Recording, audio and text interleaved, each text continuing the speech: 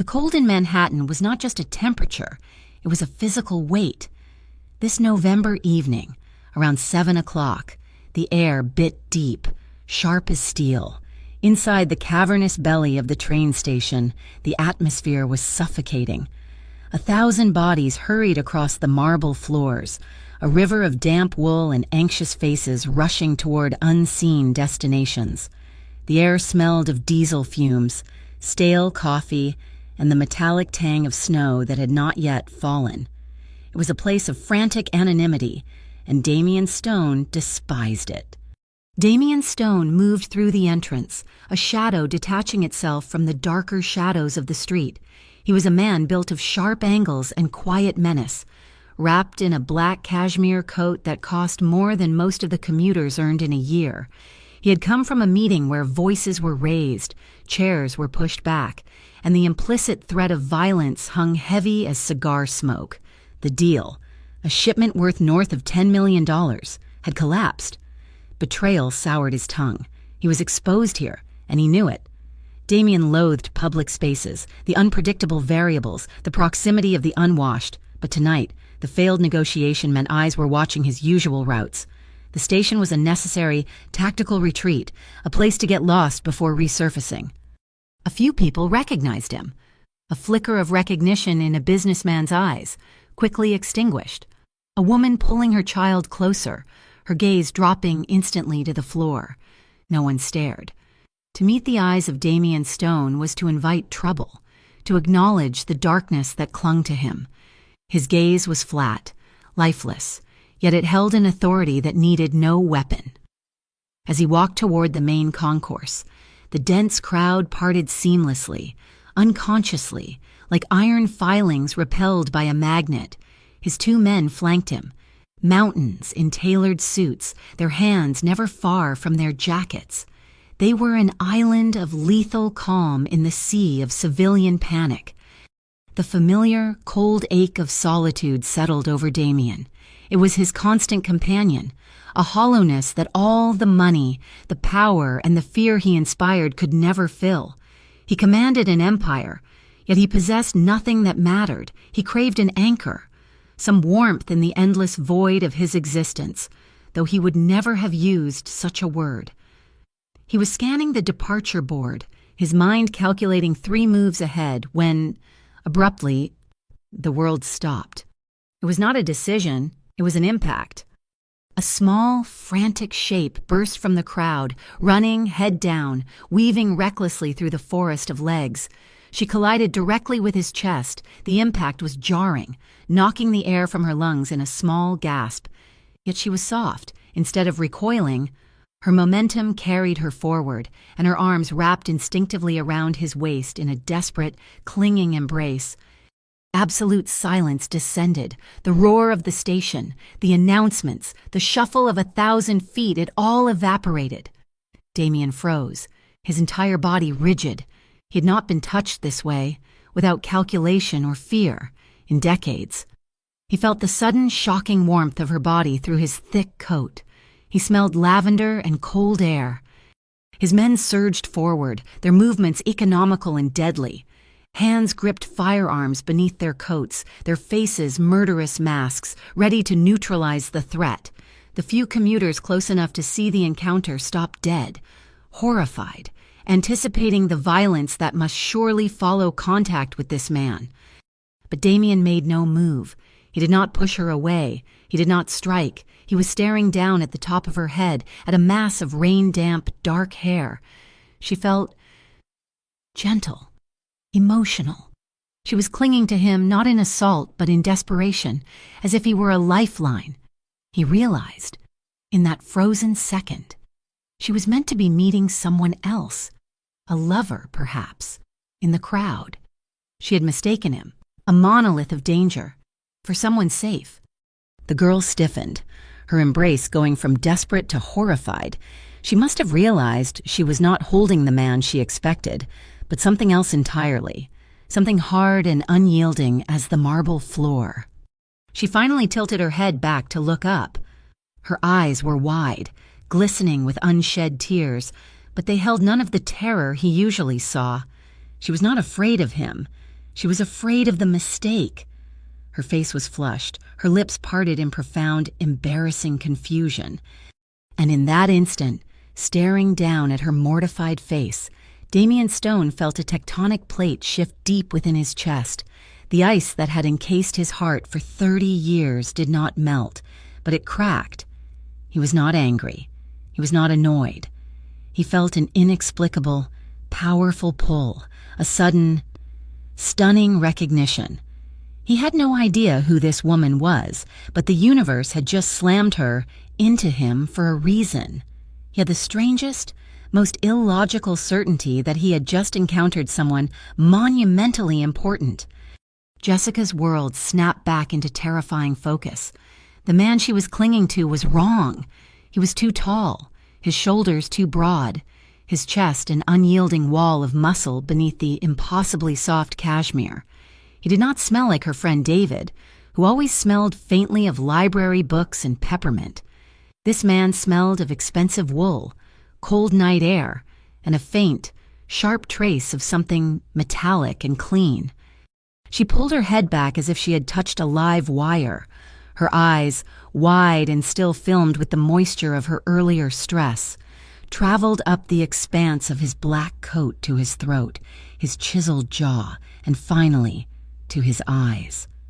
They were the color of a frozen lake, devoid of any light or warmth, and they were fixed on her with an intensity that stole her breath. A wave of heat, pure, agonizing mortification washed over her. She had just launched herself at a complete stranger. And not just any stranger. This was a man who radiated an aura of absolute, dangerous control. The air around him was 10 degrees colder, the ambient noise of the station seeming to bend away from him. Damian stood perfectly still. He felt the sudden void where her warmth had been. The moment her arms left his waist, the frigid reality of his life rushed back in.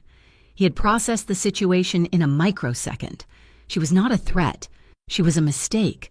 But the impact of that mistake lingered, a ghost of heat on his chest.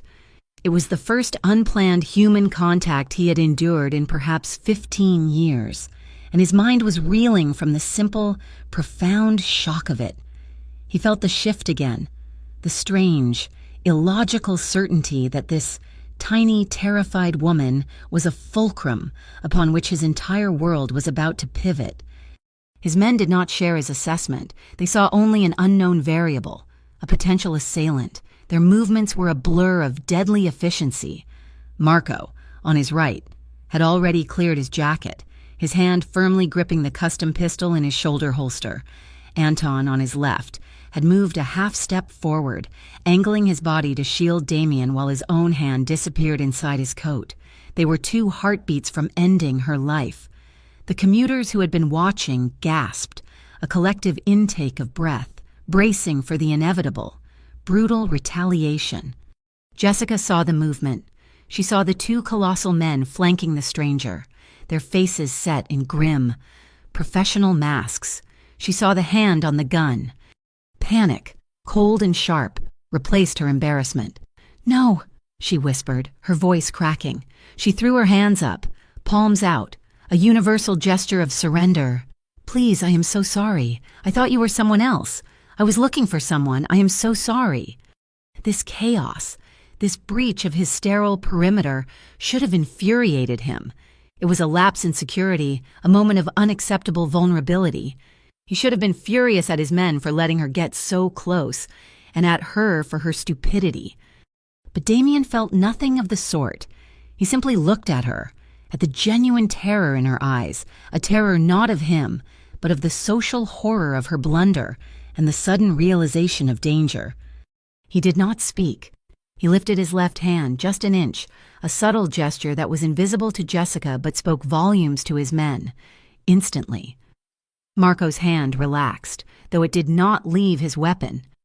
Anton eased back into his flanking position, the immediate threat level downgraded from lethal to high alert. Jessica was trembling, her face completely pale except for 2 bright red spots on her cheeks. "I'm so sorry," she repeated, her voice a desperate whisper. She began to back away, her hands still half raised. I did not see. I'm so sorry. She stumbled backward one step, then another, her eyes still locked on Damien's face, as if afraid he might change his mind and have her executed on the spot. Then, she spun around, her coat flaring out, and plunged back into the river of commuters. She was small enough that she vanished almost instantly, swallowed by the crowd heading for the downtown platforms. Damien did not move. He watched the spot where she had disappeared. He could still feel the phantom pressure of her arms around his waist, the ghost of her cheek pressed against his coat. He felt an urge, sharp and sudden, to command his men to retrieve her, to find out her name, to simply know. It was an impulse so foreign to his nature that it startled him more than the collision itself. He crushed it instantly. He was Damien Stone. He did not act on impulse. The bubble of silence around them popped. The station's normal volume rushed back in. People began to move, their steps quickening, their gazes carefully averted. They had witnessed something, but they would tell themselves they had seen nothing. It was the New York way, a survival instinct when brushing against the city's apex predators. "Boss," Marco's voice was a low rumble, questioning the halt, questioning the anomaly. Damien remained facing the crowd, his eyes scanning the space where she had been. Finally, he turned. His face the same impassive mask it had always been. The ice was back in place. "It was nothing, Theo," he said, his voice flat and cold. "A mistake." He resumed his path toward the private exit, his men falling into perfect, silent step behind him. But as he walked, his mind was not on the failed meeting, not on the $10 million, and not on the traitors he needed to hunt. He was thinking of lavender, damp hair, and the shocking, terrifying warmth of an accidental embrace. 1 week passed, 7 days of cold, hard calculation. Damien had identified the traitor from the failed meeting and had dealt with him in a way that was both final and instructive. Business was restored, his empire secure, the $10 million loss already a footnote. Yet the memory of the collision at the station remained, an irritant, a persistent image that surfaced at unwelcome moments.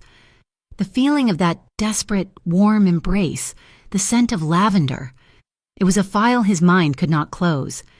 He was in a small, upscale cafe on the east side, a place with dark wood and the rich smell of roasted beans.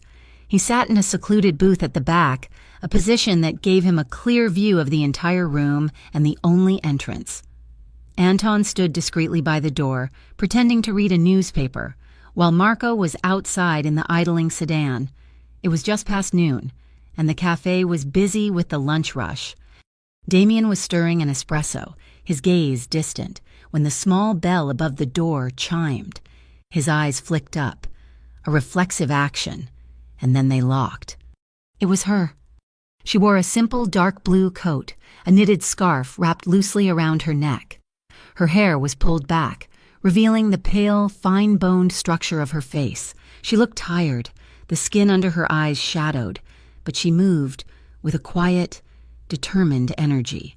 He watched as she joined the long queue, her gaze fixed on the menu board above the counter. He found himself studying her, cataloging details. Her boots were worn at the heels, her coat, though clean, was inexpensive. She was nobody, a face in the crowd, one of millions struggling to stay afloat in the city, and yet she was the only person in the room he truly saw. Jessica shifted her weight, pulling her worn leather bag higher on her shoulder, and her gaze began to drift over the crowded tables. Her eyes met his. He watched her freeze. The recognition was instant, a flicker of her train station panic, the quick intake of breath. He saw her mind race, her body tense as if to flee. She could run, she could turn and walk right out the door, and he would not stop her.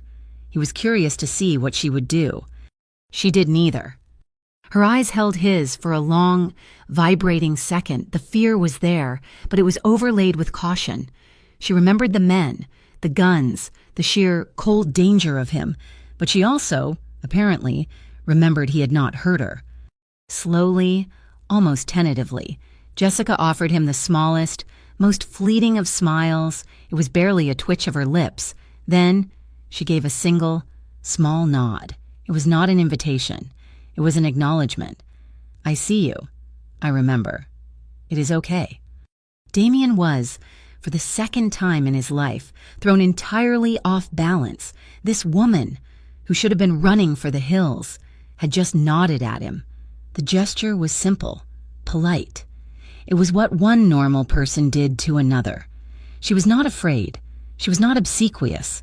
She was just polite. He felt that strange crack in his chest widen. He found himself, without conscious thought, giving a nearly imperceptible nod in return. The line moved, and she turned her back to him to place her order. He continued to watch her. The encounter had shifted something. The power dynamic, which should have been absolute, felt bizarrely level. She paid for her coffee and a small pastry, her movements economical. As she turned from the counter, she had to walk past his booth to get to the exit. He saw her hesitate, her knuckles white as she gripped her paper cup. She was deciding. She could skirt the wide-open area near his table, or she could walk the direct path. She chose the direct path. As she drew level with his booth, she paused. "Excuse me," she said. Her voice was low, clear, not a whisper. Damien looked up at her, close again. He could see the faint spray of freckles across her nose. "I just wanted to apologize again," she said, her eyes meeting his bravely. "For the other night, at the station, I was late to meet my friend. I was stressed, and I literally was not looking where I was going. It was completely my fault, and I am sorry if I caused any trouble." Damien leaned back, considering her. The silence stretched. She did not fidget, though he could see the pulse beating in her throat. "There was no trouble," he finally said. His voice was rough from disuse, a low gravel. Her shoulders relaxed, just slightly. "Oh, good. Well, thank you for, she jested vaguely, clearly referring to his men and the guns she had seen, for understanding it was a mistake. "You work near here?" he asked. The question surprised him as much as it did her. He did not make small talk. He did not care where people worked. She blinked. "Oh, yes, just a few blocks over, at the public library, the one on Lex." A librarian. It was so perfectly, absurdly mundane. "It is just," she continued, a small, wry smile touching her lips. "It is the end of the month. Rent is due, the heating bill was astronomical, and my paycheck does not stretch as far as it needs to. I was just, in my own head, rushing." She seemed to catch herself, realizing she was rambling to a complete stranger, and a terrifying one at that. "Anyway, I just wanted to say that. Have a good day." She turned to leave. "Wait," he said. She stopped, turning back. "Why did you nod at me?" he asked. It was a blunt, raw question. Why were you not afraid? Jessica seemed to consider this seriously. "I do not know," she said honestly. You looked very intense, sitting here alone, and I recognized you. It felt ruder to pretend I did not, after I had literally tackled you a week ago." Damien stared at her. His entire life was built on calculation, on leverage, threats, and feely bought with fear. He moved through a world of predators and prey. This woman operated on a different set of rules entirely. Rules about politeness, about overdue bills and the quiet stress of a normal life. She saw the world in shades of kindness and rudeness, not life and death. Her worldview was so simple, so utterly pure, that it fascinated him. It was like discovering a species he did not know existed. He found himself consumed by the question, the one that had been echoing in his mind for 7 days. Why her? Why did this small, ordinary librarian make him feel more in 1 week than he had felt in his entire adult life? This strange, illogical pull toward her. It was not just curiosity. It was something deeper, something that his instincts, honed by a lifetime of violence, were screaming at him to pay attention to. "What is your name?" he asked. "Jessica," she replied. "Jessica." "Damien, that," he said. She nodded again, that same small, polite gesture. "Well, goodbye, Damien." She walked out of the cafe. The bell chimed, and she was gone. Damien sat motionless, his espresso long cold. He knew nothing about her, and yet, in that moment, he felt like he knew everything that mattered, and he knew, with absolute certainty, this would not be their last accidental meeting. He would make sure of it. The accidental meetings began to happen with a frequency that defied chance. Damien Stone, a man who had built an empire by eliminating variables, was now meticulously engineering them. He knew, after having a discreet inquiry made, that Jessica worked at the library on Lexington. He knew she left at 5:45 in the afternoon, almost to the second. He knew she favored the small cafe for her midday break. Their third meeting was outside the library. It was raining, a cold, miserable downpour that turned the sidewalks slick and gray. Jessica was fumbling with a broken umbrella, her hair already plastered to her cheeks, when his black sedan slid to the curb. The tinted rear window lowered, revealing Damien in the half-light of the car's interior. He did not offer her a ride. He simply watched her, his presence a silent, intense question. She had paused, clutching her coat, and for a moment they just looked at each other, separated by the falling rain. The fourth time, he was in the cafe again, in the same back booth. When she went to pay for her coffee, the barista informed her it had already been taken care of. Jessica looked over, her brow furrowed. Damien simply inclined his head, holding his espresso, hesitantly. She approached his table. Their conversation was brief, stilted. He asked her about the library, about the books she liked. She found herself telling him about her frustration with the archaic filing system and her quiet ambition to modernize it. He listened. He did not just hear, he listened. His focus so complete it was almost unnerving. But Jessica was not a fool. She was quiet, but she was observant. The knot of unease that had formed in the train station was growing. She began to notice the constants, the two mountains in tailored suits, Anton and Marco. One was always by the door, the other nearby. Their eyes were never still. They scanned every person who entered the cafe, every car that passed on the street. They were not friends. They were guards. She noticed the car, always the same black sedan, always parked with a clear line of exit. She noticed that other people in the cafe gave his table a wide, fearful berth. Even when the place was packed, she was starting to understand. More than just an intense, wealthy man, he was an island of danger, and she kept finding herself drawn into his orbit. The true, cold realization came on a Tuesday. She'd worked late, a shift that ended well after 7 o'clock. The library was quiet as she left, the streets darker than usual. She pulled her worn coat tight and began the walk to her subway stop, 4 blocks away. She felt the eyes on her before she saw them.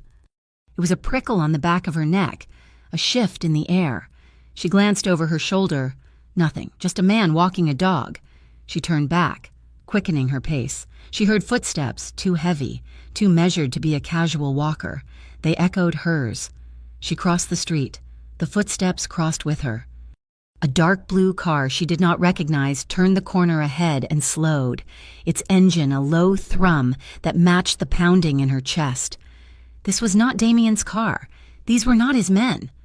The panic from the train station returned, but this time it was not embarrassment. It was pure, adrenalized fear. She ducked into a side street, a shortcut she sometimes took, now realizing it was a terrible mistake. It was narrow, lined with dumpsters. The footsteps followed, closer now. The sedan turned into the street behind them, blocking the entrance. She was trapped. 2 men stepped out of the car. They were not dressed like Damien's men. They wore cheap jackets and had the hungry, restless look of street predators. "Lost sweetheart," one of them called out, his voice greasy. Jessica backed away until her shoulders hit the cold, damp brick of a building. Her heart felt like it would burst from her chest. "Leave me alone," she said, her voice trembling. "We just want to talk," the other one said, stepping forward. "A pretty thing like you shouldn't be walking alone, especially not after visiting with Mr. Stone." The name hit her like a physical blow. Mr. Stone. They knew Damien. This was about him.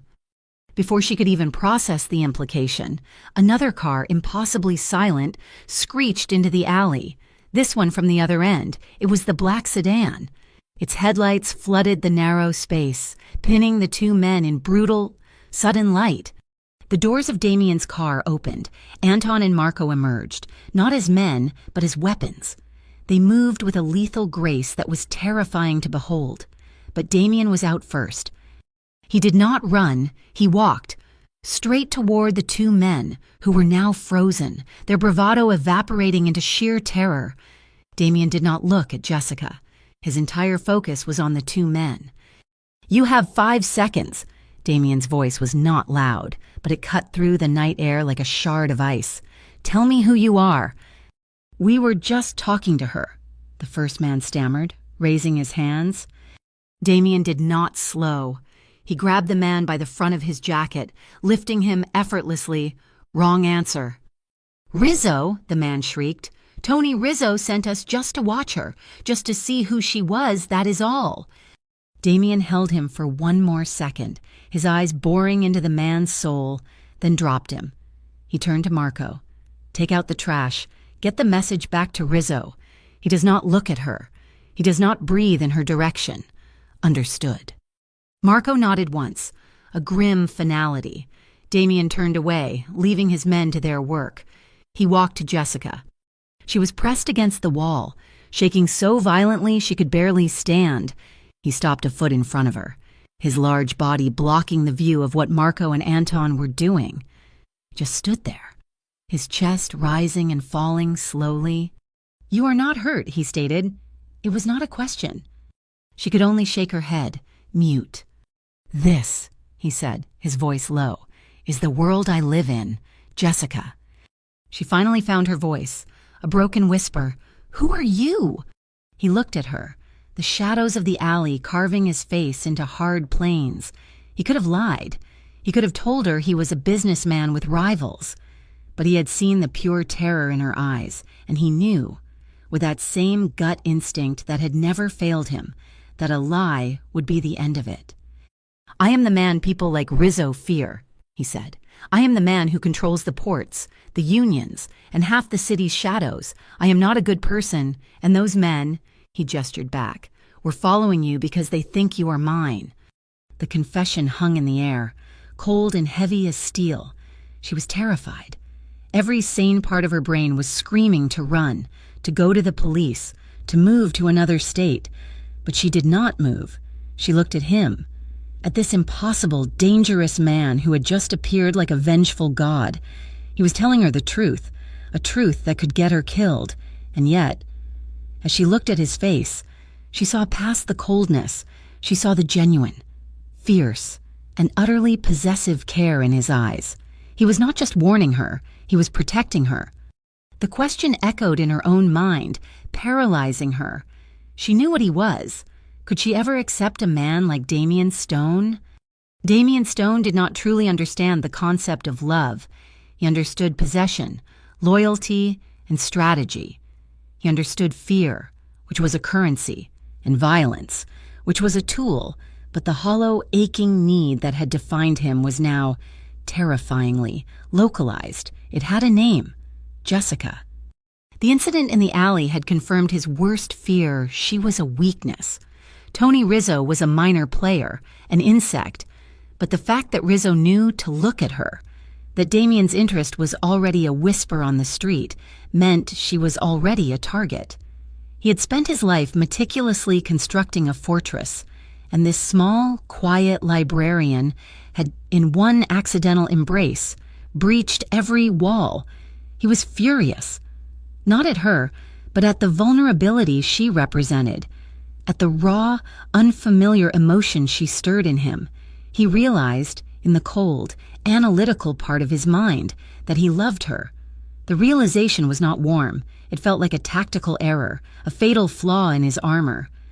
Protecting her was not just a challenge, it was a paradox.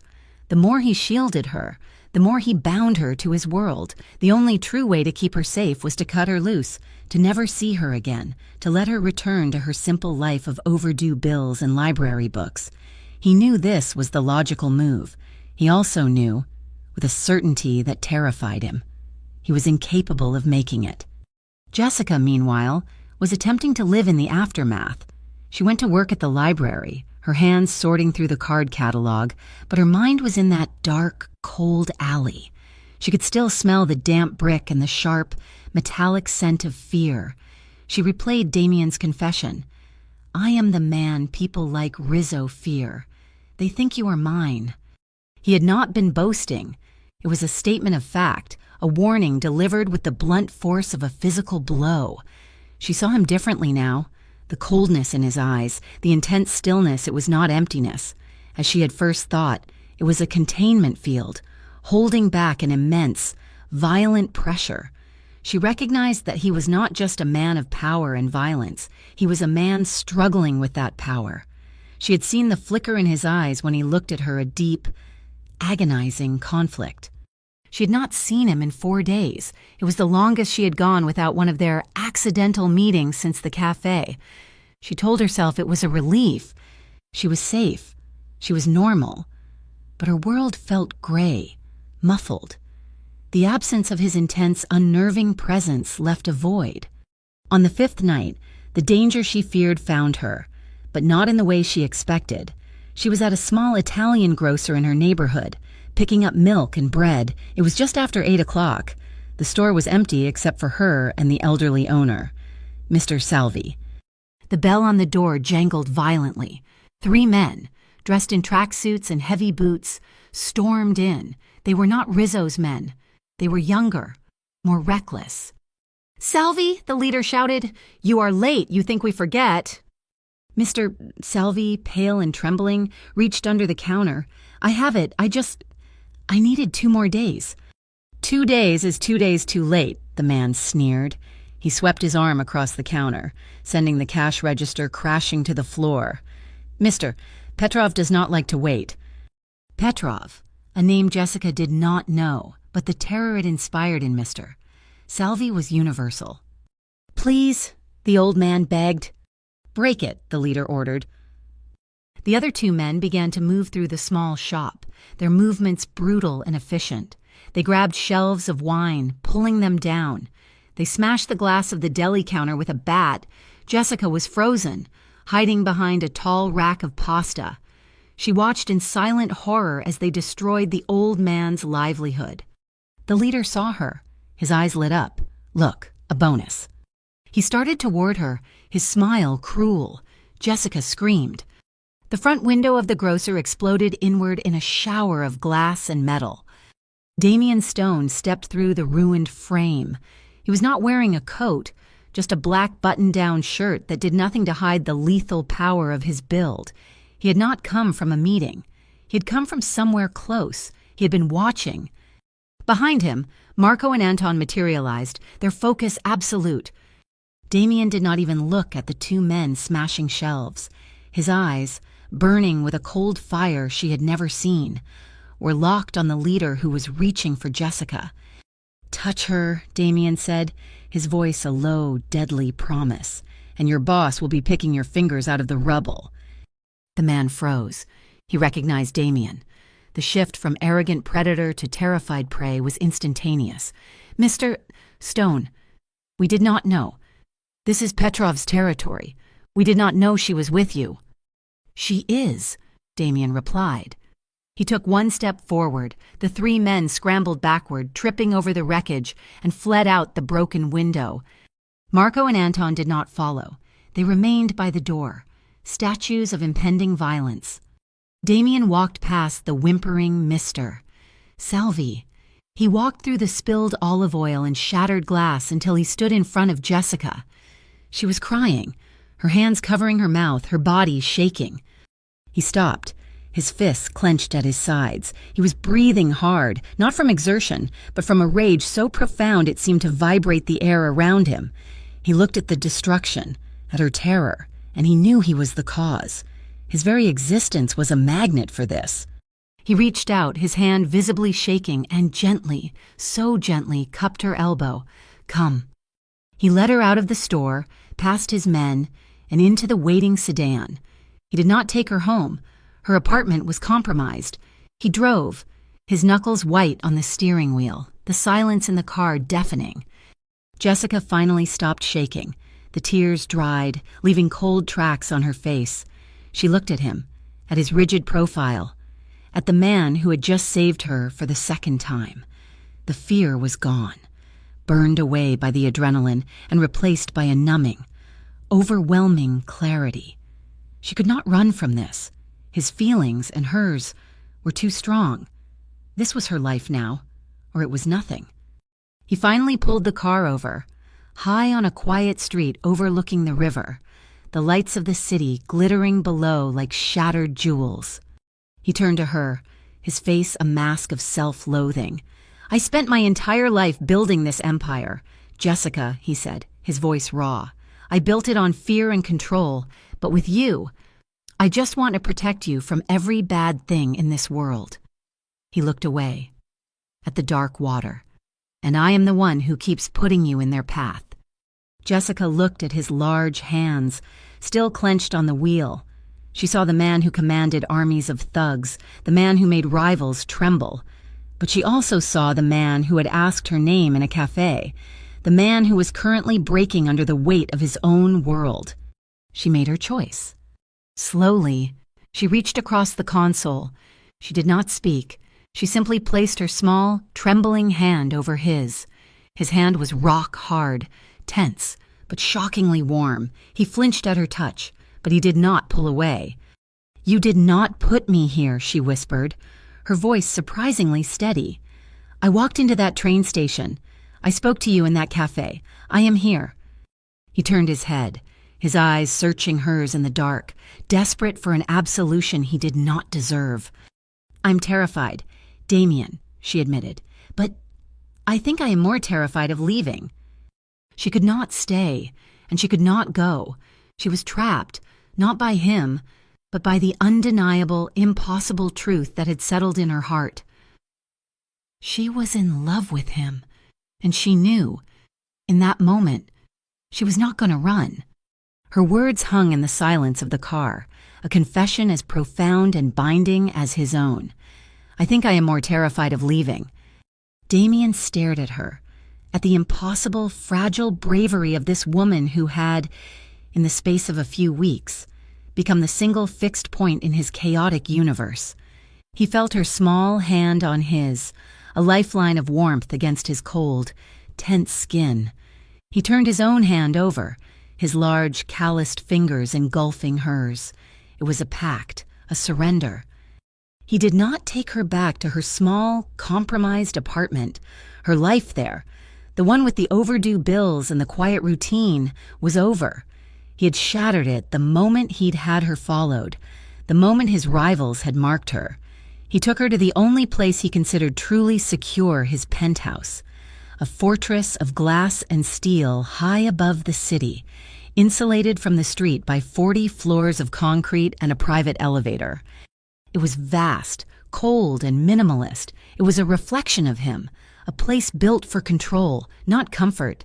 He led her through the sterile, echoing space. His men, Anton and Marco, took up positions by the elevator, their presence a silent, constant reminder of the world they now inhabited. "You will be safe here," he said, showing her to a guest room that was larger than her entire apartment. Jessica stood in the doorway, looking at the floor-to-ceiling windows that displayed the glittering, indifferent city. "Safe," she repeated, the word tasting strange, "or a prisoner." He turned to her, his face unreadable. "For now," he said, his voice low, "they are the same thing." Their new life began, the relationship deepened, but it was a love forged in a pressurized chamber. Jessica could not leave. She did not return to the library. Her resignation was tendered by one of Damien's associates, citing a family emergency. Her few friends were told she was away. Her world shrank to the dimensions of the penthouse. But in this confinement, They truly found each other. Away from the calculations of the street, Damien was a different man.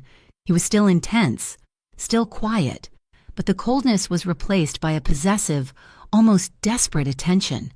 He was fascinated by her. He would sit for an hour, saying nothing, just watching her read. "What?" she finally asked one evening, lowering her book. "You are quiet," he said, as if this were a scientific marvel. "Everyone I know wants something.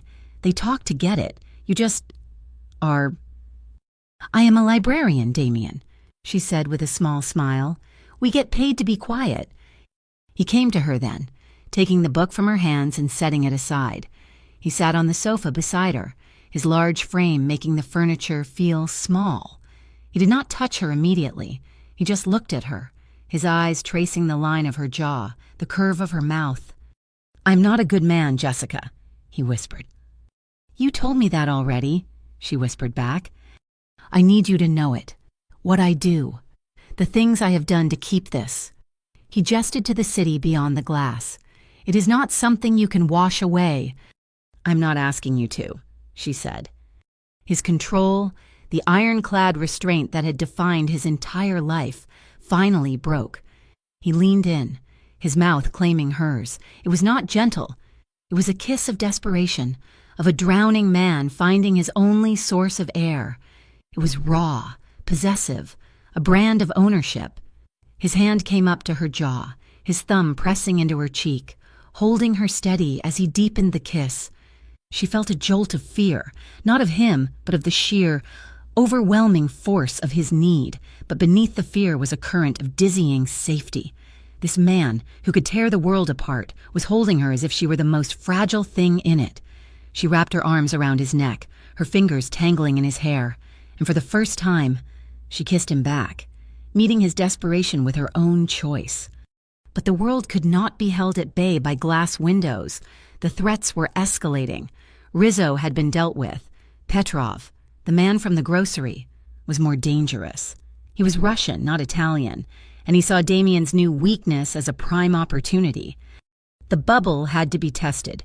Damien was taking her to a restaurant he owned, a place with reinforced walls and a kitchen staff that doubled as armed guards. They moved in a convoy, not one car, but 3.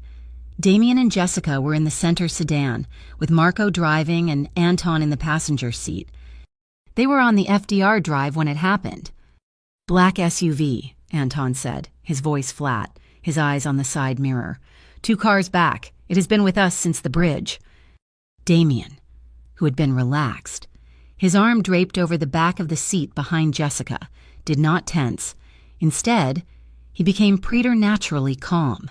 He put his hand on her knee, a gesture of quiet reassurance. "It is fine," he said. But it was not fine. The SUV pulled alongside them, the tinted window lowering. Jessica saw the dark shape of a man, the glint of metal. Marco did not wait. He slammed the brakes and the wheel, spinning the heavy sedan 180 degrees into oncoming, screeching traffic. Jessica screamed as she was thrown against Damien, who wrapped his body around her, shielding her with his own. The chase car, caught by surprise, swerved and crashed into the car that had been in front of them. The 3rd car in their convoy, the follow car, pinned the SUV against the median. Marco, a master driver, corrected the spin and accelerated, driving the wrong way down an exit ramp. It was over in less than 10 seconds. They were back at the penthouse within 15 minutes. Jessica was shaking. Damien, however, was a block of cold, contained fury. He got out of the car and spoke to his men in a low, rapid-fire voice.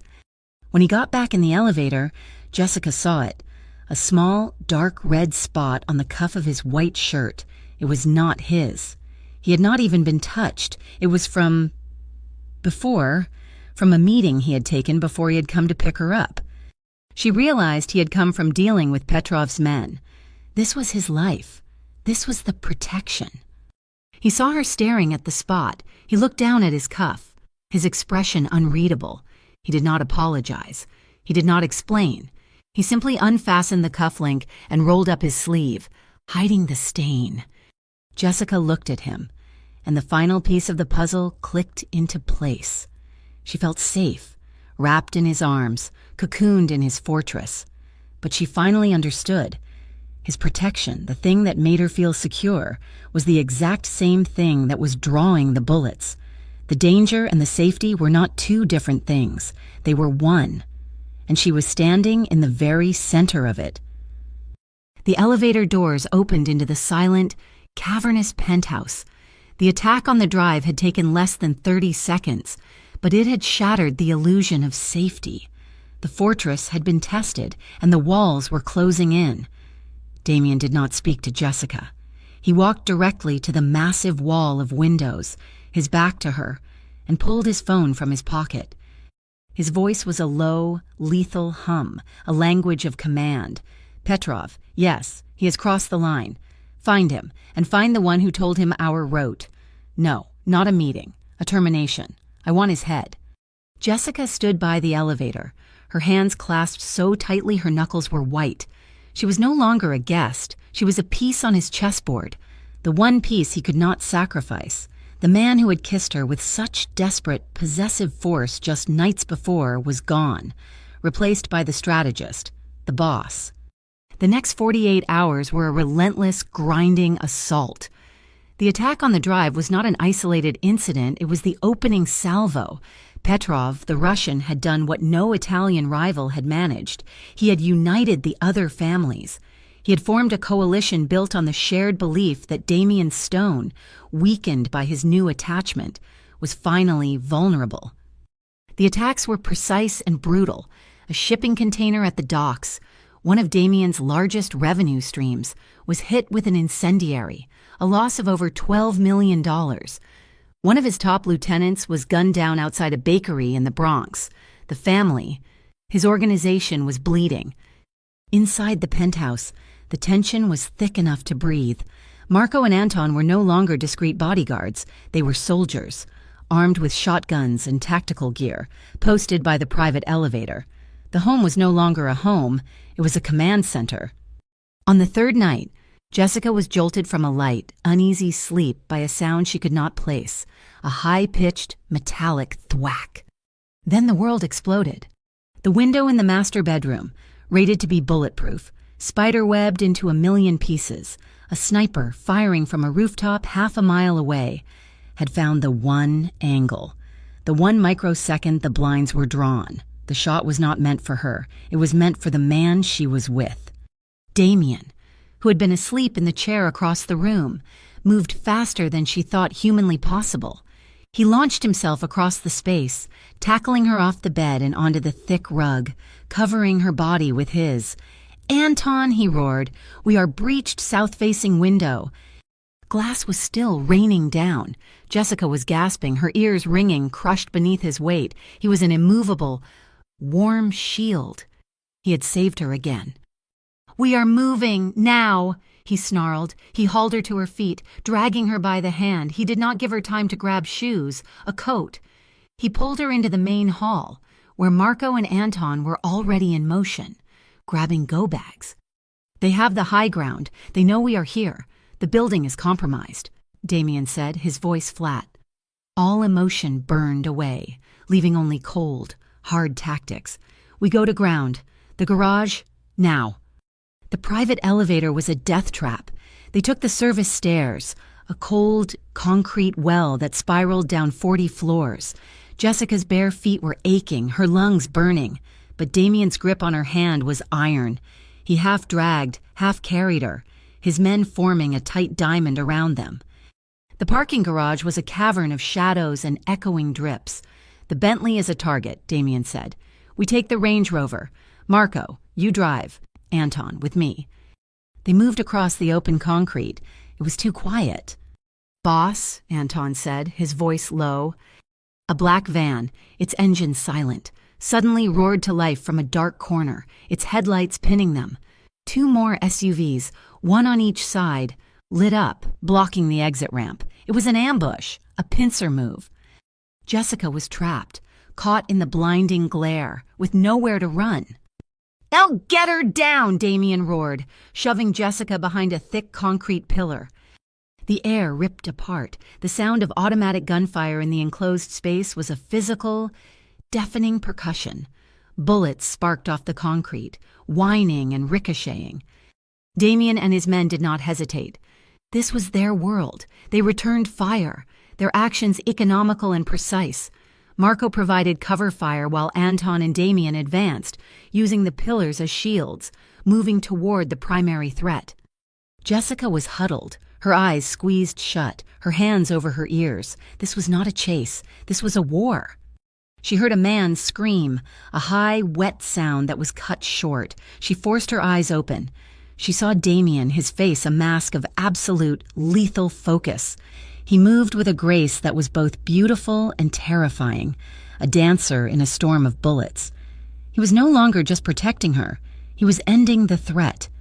He was a creature of violence. And she had never loved him more. The dichotomy of it, the terror and the safety, fused in her heart. In a lull, as one van's tires exploded and it swerved, Damien ran back to her pillar. He crouched, grabbing her face, his hands hard, his eyes burning with adrenaline, searched hers. "Are you hit?" he demanded. "No," she choked out. "Good." He did not say he loved her. He did not say it would be okay. He said, "Stay behind me. Do not move. Do not make a sound." He reloaded his weapon, the click of the magazine seating echoing in the garage. He looked at his men. The odds were bad. 3 vehicles, perhaps a dozen men. They were pinned. Damien knew this was it. This was not a skirmish. This was an execution. He had let his guard down, let his focus shift. He had made a tactical error in bringing her here. No. His error was in thinking he could have her in the Empire. He made the decision he would not lose her. He would burn his whole world to the ground first. He looked at her one last time, his gaze softening for a microsecond. "I will get you out of this," he promised. He rose from his crouch, no longer a defender, but an attacker. Anton left Marco, the exit now. He stepped out from behind the pillar and laid down a field of covering fire that was deafening in its intensity. He was drawing their attention, a calculated, suicidal move to create an opening for his men to reposition. Jessica watched, her heart stopping. As he made himself the target, he was choosing her life over his. The bullets ripped the concrete where he had been standing. The battle for his life and for hers had just begun. The garage was a chaos of noise, a symphony of destruction.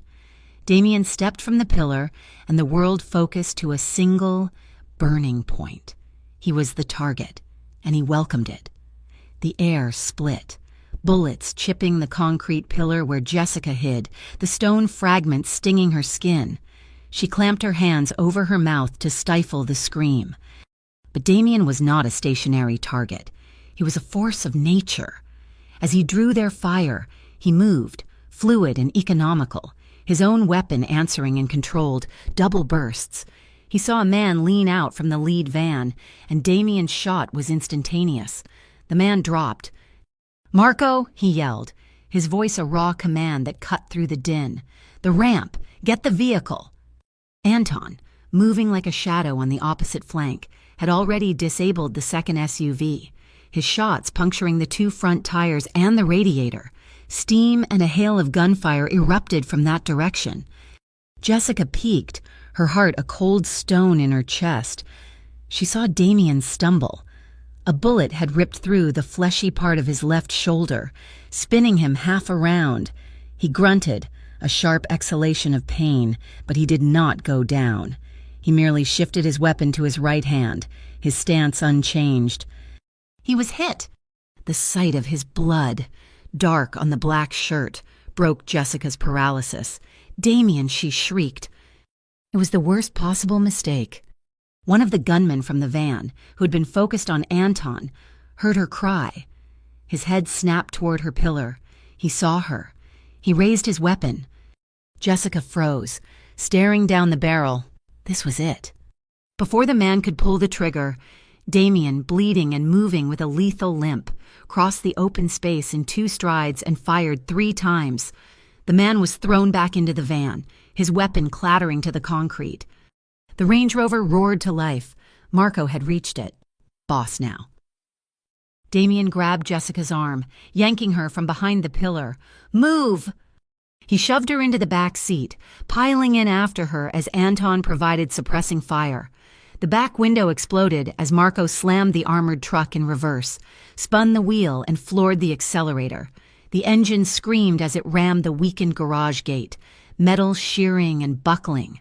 They were out, tires smoking, leaving the chaos of the garage behind as they shot into the cold, indifferent night. They did not speak for 20 minutes.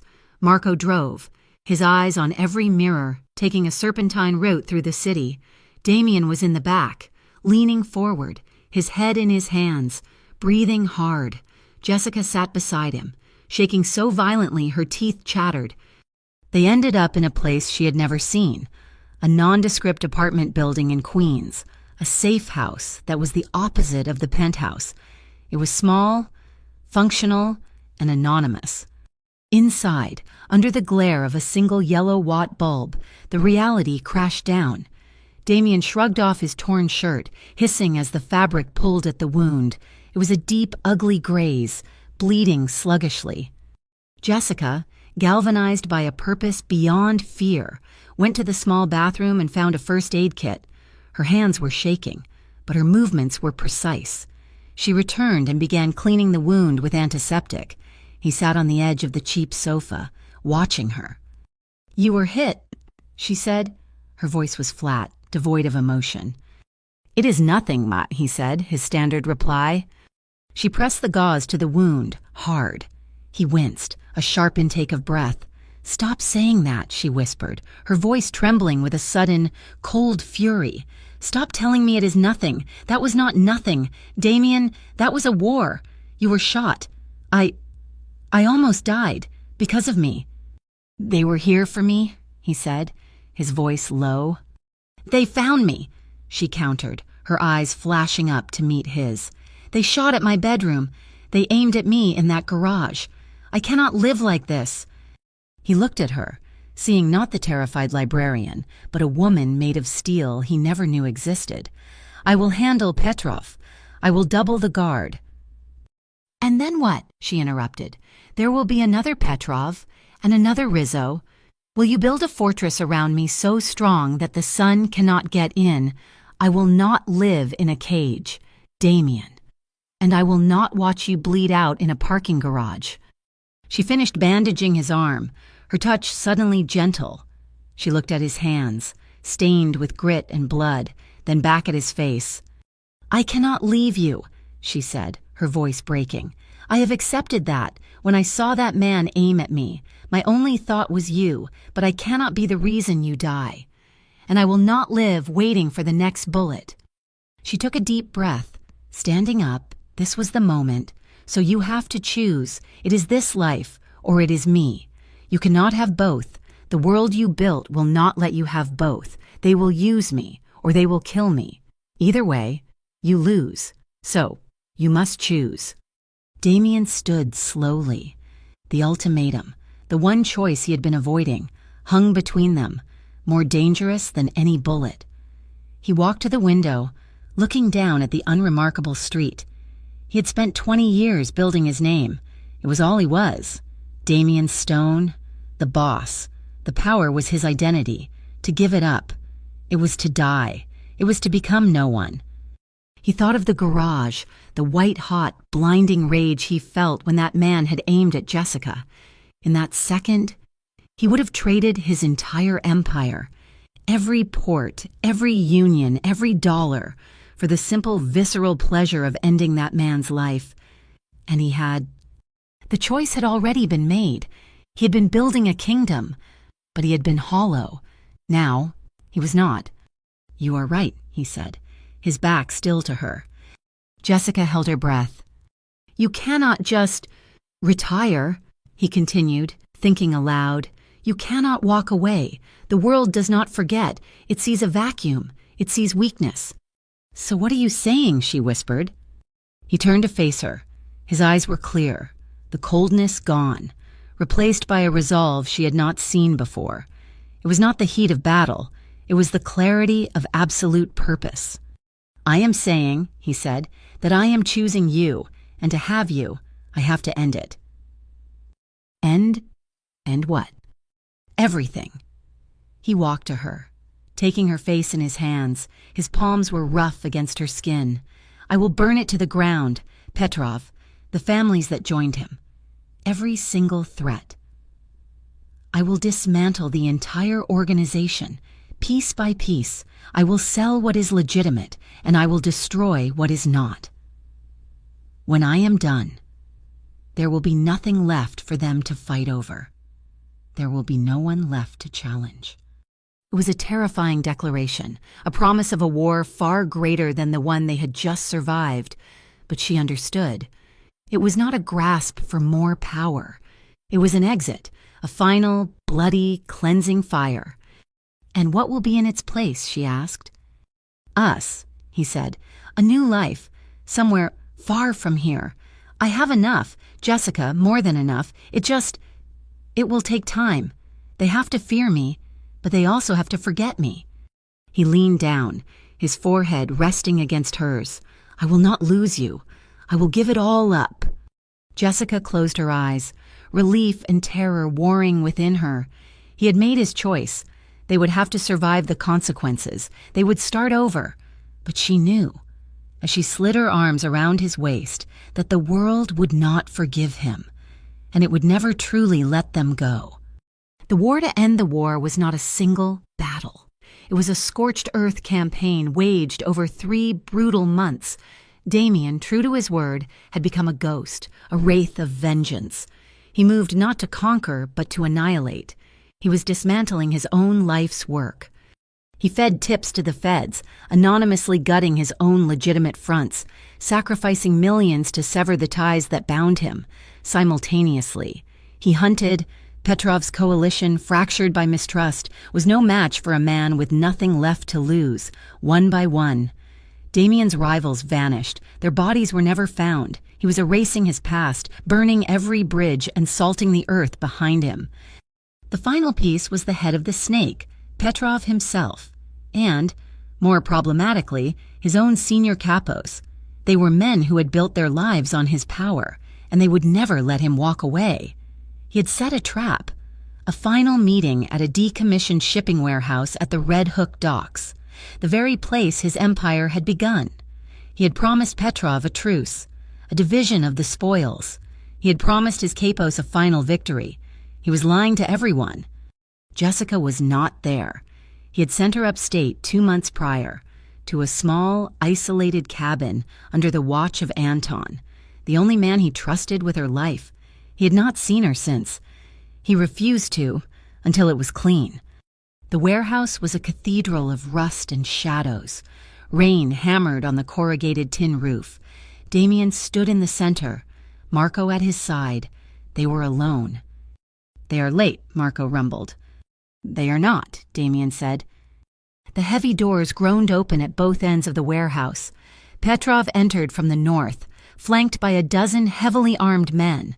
From the south came Vinny and Sal, Damien's oldest lieutenants, with their own crews. They had betrayed him, just as he'd anticipated, planning to ally with Petrov to carve up his dissolving empire. "Damien." Petrov smiled, his voice a jovial boom that did not reach his cold eyes. "You come with only one man, a brave or a foolish end." "Vinny," Damien said, ignoring the Russian, "you were with me for 20 years. Business, boss," Vinny shrugged, raising a shotgun. "You got soft. This girl, you were always smart, but now you are just a liability." "You are right," Damien said softly. He looked at Petrov. "I am." He unclipped a small detonator from his belt. "This warehouse," he said, his voice calm, "is sitting on 400 pounds of industrial explosive. The only reason we are not dead is because my thumb is on this switch. Marco has a second switch. If we both go down, the signal goes live." The warehouse was silent save for the rain. The smiles were gone. "You are bluffing," Petrov sneered. "Am I?" Damien asked. "I am ending this, one way or another. You can walk out that door, Vinny, and forget my name, or you can die here. With him. Vinny hesitated, his eyes darting between Damien and Petrov. It was the moment of decision. But Petrov made it for him. The Russian raised his pistol and fired, not at Damien, but at Vinny. The capo crumpled, his shotgun clattering. "There is no walking out," Petrov snarled. "Kill him!" The warehouse erupted. It was not a gunfight, it was a massacre.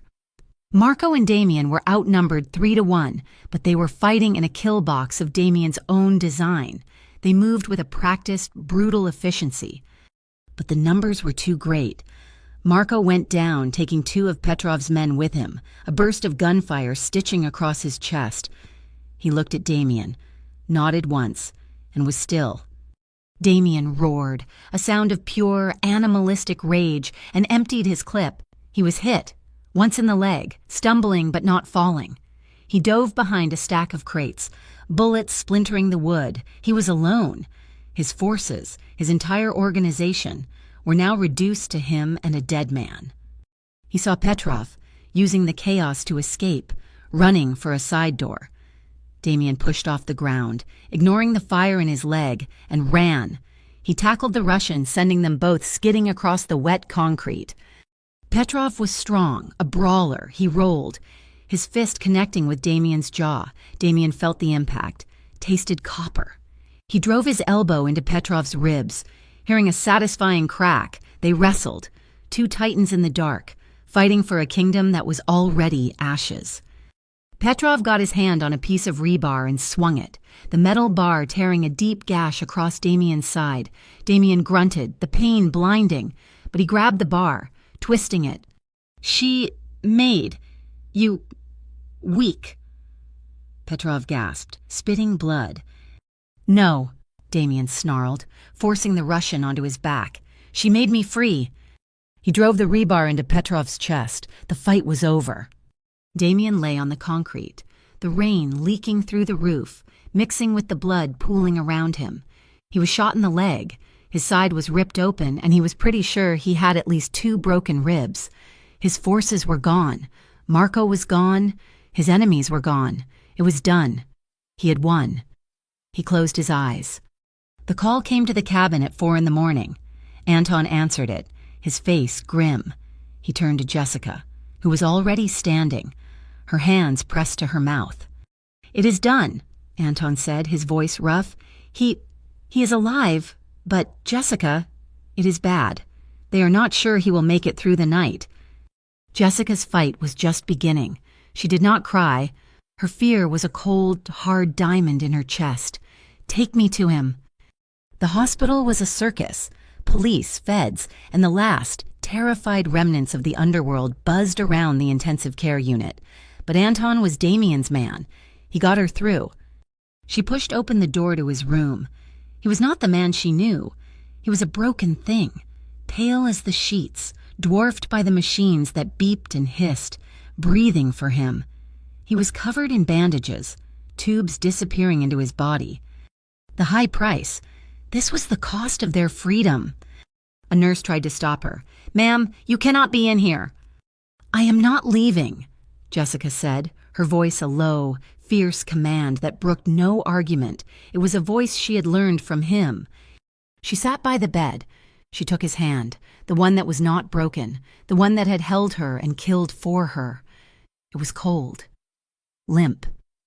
She held it to her cheek. "You do not get to do this," she whispered, her voice thick with unshed tears. "You do not get to burn down the world and then leave me in the ashes. I am here, Damien. I am not running, so you have to fight. You fought them. Now you fight for me." She sat there for hours. She did not sleep. She just held his hand, willing her life into his. Her love a shield against the darkness that was pulling at him. The battle was over. The war for their future had just begun. The machines in the intensive care unit screamed their rhythms, a sterile, synthesized pulse that was the only sound in the room.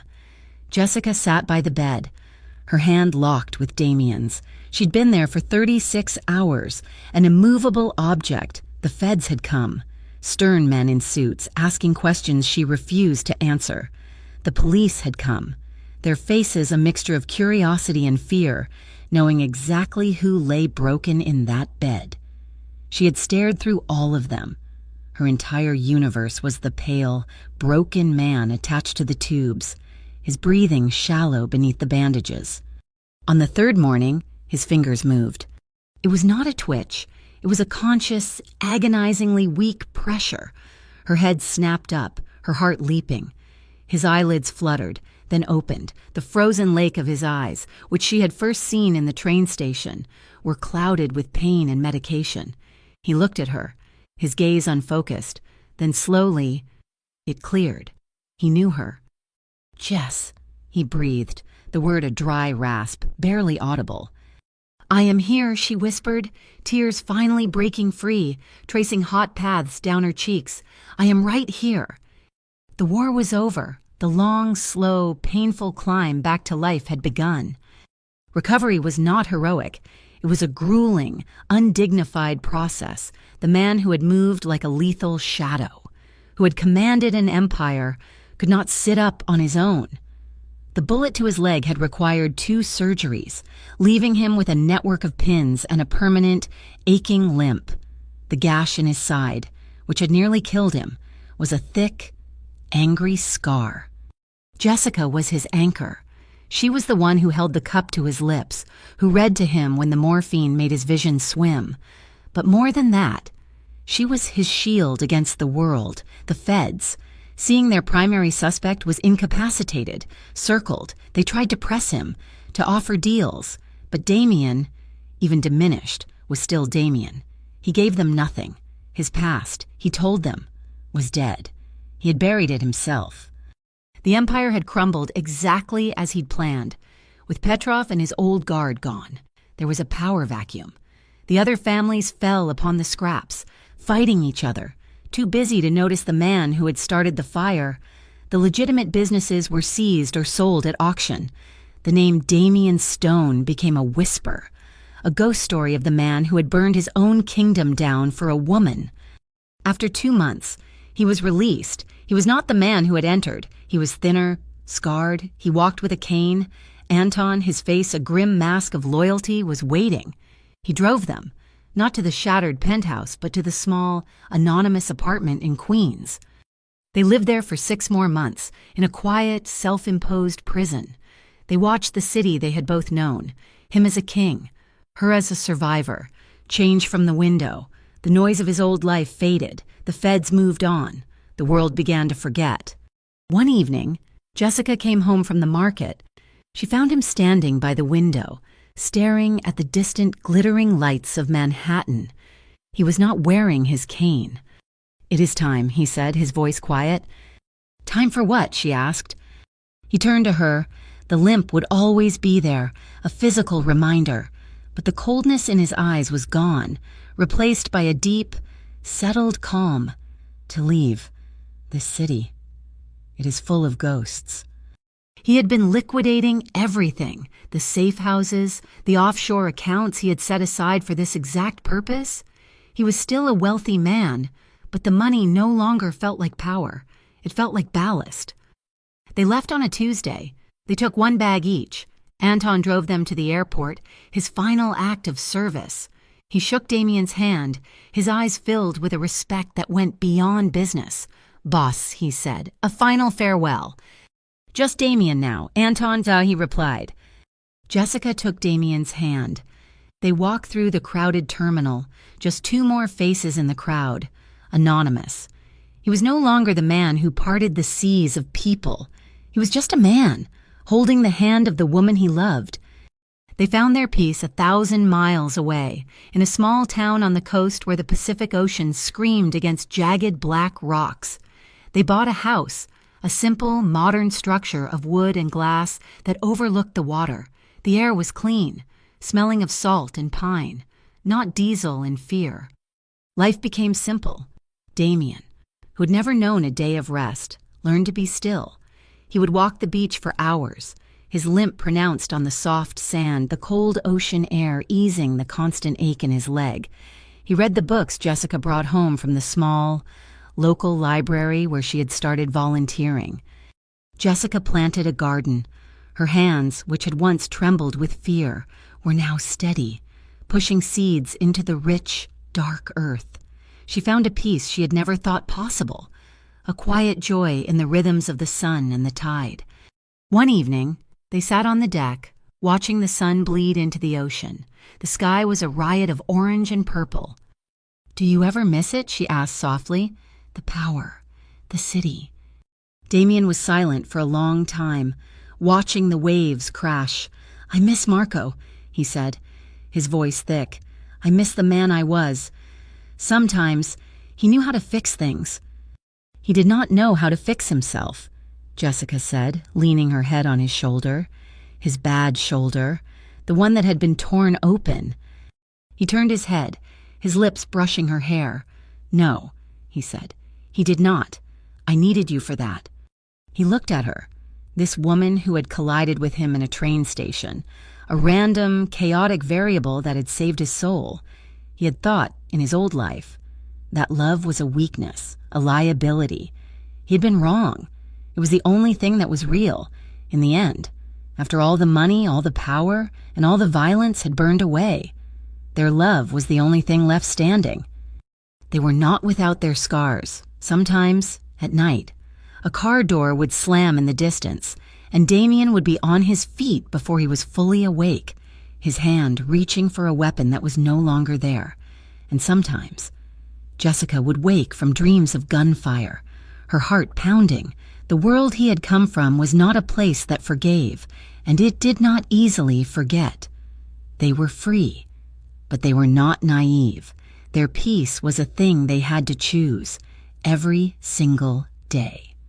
But as he wrapped his arm around her, pulling her close, the past felt distant. The future was not a guarantee, it was just this: the cold air, the sound of the ocean, and the steady warmth of the woman in his arms. It was enough. It was everything.